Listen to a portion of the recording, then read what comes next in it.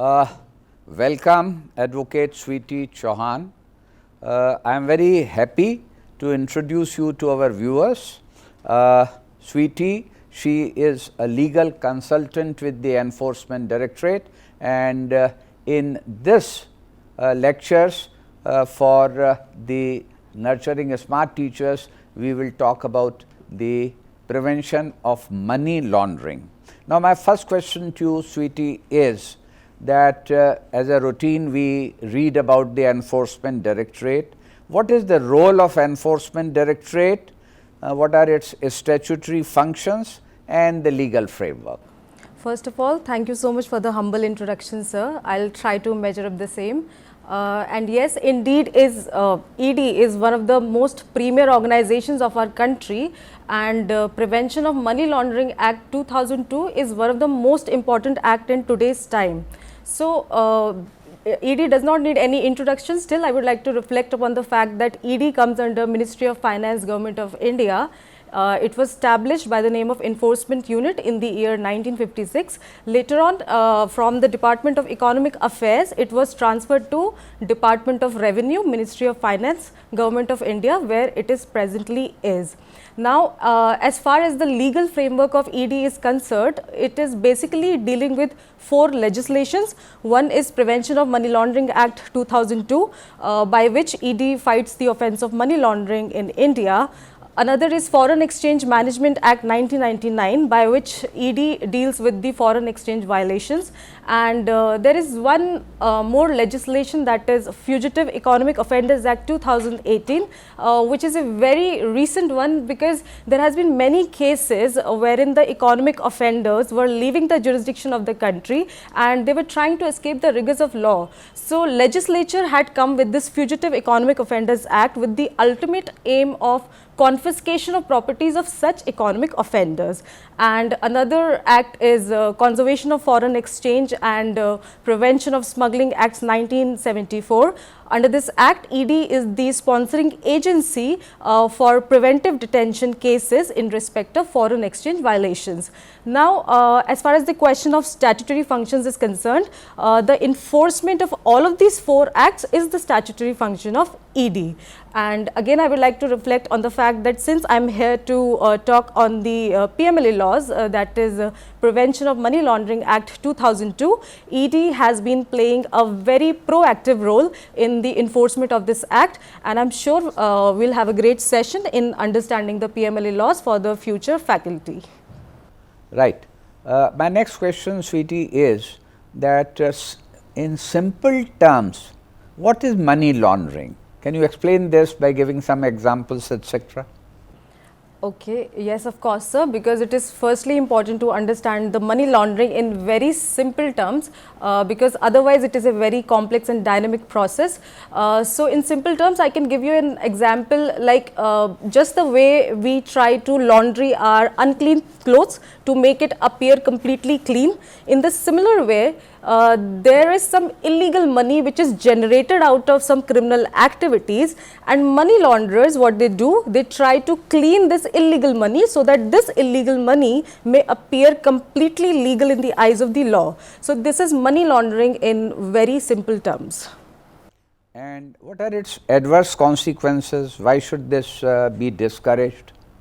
Sir, it has many adverse consequences, because money laundering is such an offence which has cross-border and transnational aspects. So, money laundering is not just money laundering, it is money laundering. So, just on a click of a mouse, the funds can be transferred from one country to another country, and the illegal money can be laundered in various ways. So, also one of the most severe adverse consequence of money laundering is that it affects the economic growth and economic development of the country. It also leads to tax evasion, and also when see money laundering is committed when the illegal money is generated out of crime. But when money laundering is committed, it further gives rise to more crime, because this illegal money may be used for other criminal activities like terrorism, drug crimes, prostitution, human trafficking, and these are the crimes which have cross-border implications. It is all over the world, so it is very much adverse, and it has lot of severe consequences. Also, since commonly the banks are used as a medium to launder the money, and banks are considered to be such financial institution in which public puts a lot of trust, and if the image of these banks are spoiled, then where will the public put its trust? So I think it has these of the adverse consequences generally. Two small questions in this regard. Is there any historical background to this, number one? And secondly, are there stages of money laundering?